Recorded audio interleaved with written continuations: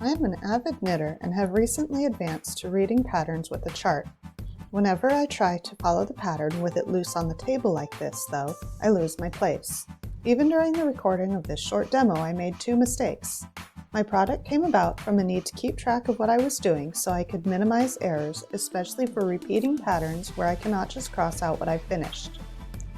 Initially, I tried using a ruler to mark the row, but this didn't work because I still got lost within the row and kept bumping the ruler out of place.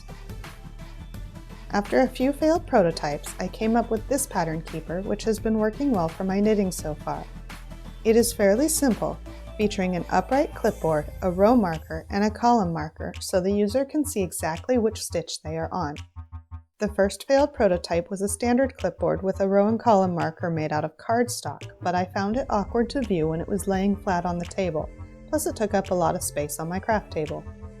Having it upright like this makes it much easier to see so my hands and yarn don't get in the way of reading it, plus it's more space efficient.